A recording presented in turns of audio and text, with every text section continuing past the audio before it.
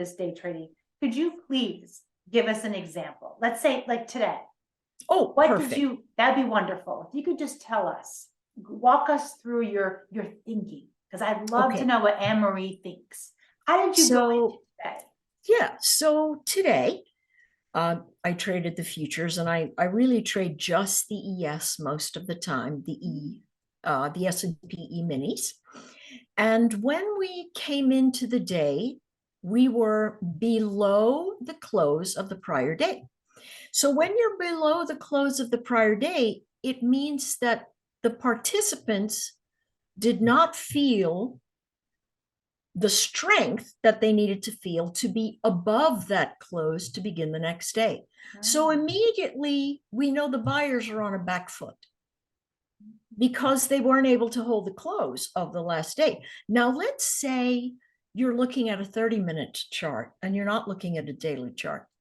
The edge of that last candle, it means the same thing. If you start slipping below the close of your last candlestick, it means that the buyers are not as strong as the sellers at that time. And so what happens is they begin to flesh out support below. Well, where's the next group of buyers? Where are they sitting? And so many times, all you have to do is look down the candlestick formations and say, all right, well, if I'm not over the close of the last candlestick, then it's legitimate that I look for the 50% range of that candlestick. And let me see how they behave there. And that's literally all I do. If they come into the 50 and they start to hold it, because I've been in an uptrend, I'll say, you know what, I'm going to try some here. But if it doesn't recapture that prior edge, I'm out.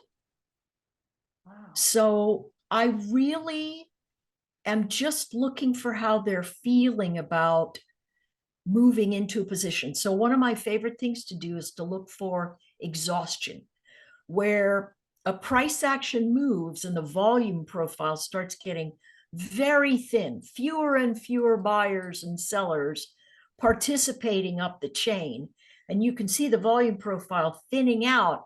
And then all of a sudden, bam, it stops. And then it starts reversing. I know where my stop is. It's the very high. So I can just immediately say, I'm going short there. Let's see if it comes back into the close of that prior candle.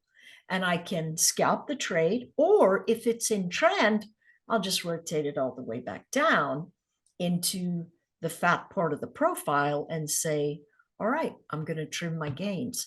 It's all about the price and the volume at that price. And every time you come into the chart, no matter what the candle is, the same mechanics work everywhere.